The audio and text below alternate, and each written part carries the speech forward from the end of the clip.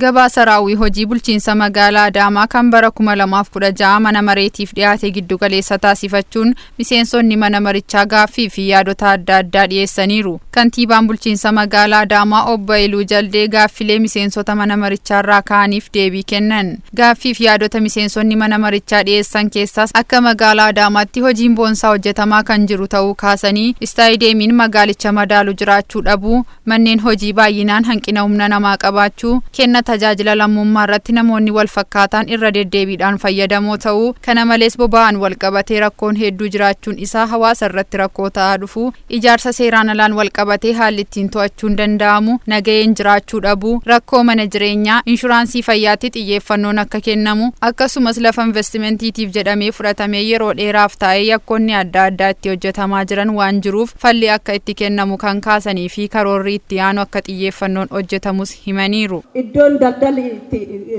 gaaziin yookiin boba'aan itti rabsamu kallattiidhaan mana ummataa keessatti barchiif cheen jedhamanii ummanni yoo tajaajilamu daldalli gaazii dhuguma hordoffii qaba.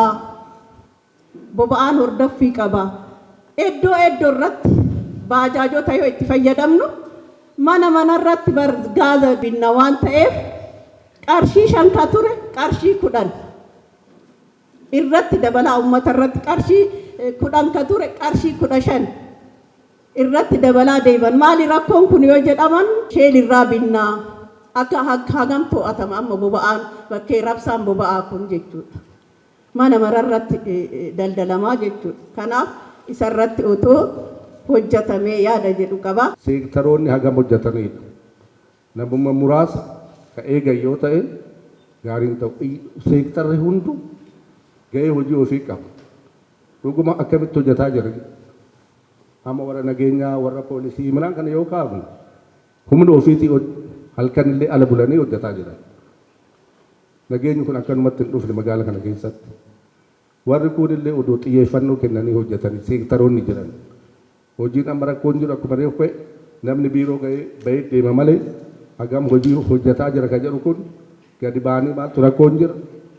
Odoo kana namni isaan laallatu seektarri isaan laallatu hojjetamu gaarii ta'a. Kantiibaan bulchiinsa magaalaa Adaamaa dhimmoota kaaniif ibsa kan kennan yoo ta'u, galmoota waliigalaa milkeessuuf qabameen yoo madaalamu damee hojii hundarratti jalqabbiin gaarii jira jedhan. Kanuma ka'umsa taasifachuuf milkaa'ina caalu fiduuf galmoota imala badhaadhinaa milkeessuun akka danda'amu kan argisiisan ta'uu ibsanii, humnaa fi carraa qabnu wal bira qabnee yoo ilaallu ammas kanaafuu ta'uu kan himan Obbo Iluun hojiilee karoorfamee hojjetamaa jiru wabii nyaataa milkeessuu, kalaqaaf ogummaa guddisuu, kenna tajaajilaa ammayyeessuun madaalamuu akka qabu fi badhaadhina maatii milkeessuu fi alseerummaa balleessuuf baay'ina qulqullinaa fi ariitiitiin hojjechuu qabnaa jedhan.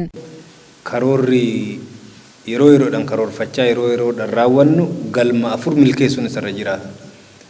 Gabaasni dhiyeessine galmoota 4 milkeessuuf ga'ee maal taphateera karaa jedhu yoo madaalame madaallii sirrii ta'uu danda'a karaa jedhu ilaaluun danda'ama. Inni tokko wabii nyaataa mirkaneessuudha. Hojiiwwan bu'uuraalee misoomaa diriirsaa jiru hagam magaalaa kana guddisuu keessatti ga'ee qabu. Hojiiwwan qonna irratti xiyyeeffannee hojjechaa jirru, hojiiwwan yaadamoota gargaraa lafaan ga'uun hojjechaa jirru, wabii nyaataa mirkaneessuu irratti ga'ee isaan qabaniin sirriitti madaaluun barbaachisaadha jechuudha. Inni lammaffaan kalaqaa fi ogummaadha. Hawaasni ogummaa hin qabne, hawaasni kalaqa hin qabne dorgommiin ala deemaa ta'uun isaa nafu. Gaafiin inni biraa intarpiroonaroota uumuu fi baay'isuudha.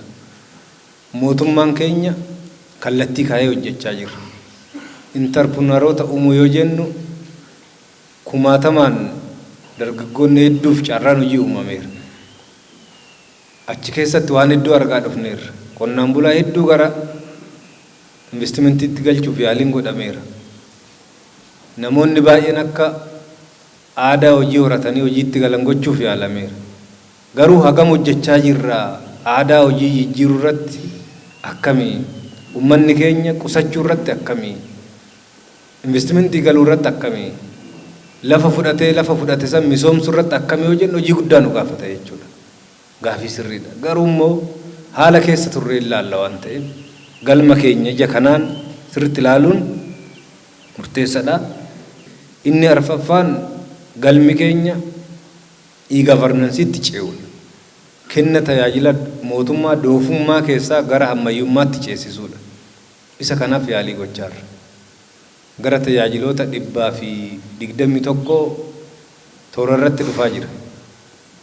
Geejjiba amma kaaftan bajaajii jirtu, taaksiiwwan jiran, GPS akka qabaatan gochuuf yaalamaa jira. Dhimmoonni amma kaase akka waliigalaatti hubannoof haa ta'u malee yaadonni kaaftan hedduun akka jiruuf fudhannee karoora itti aanu keessatti daballee kan hojjennu ta'uusaa carraa kanaan kaasuun barbaada. Gabaasichi sagalee guutuutiin mirkanaa'eera.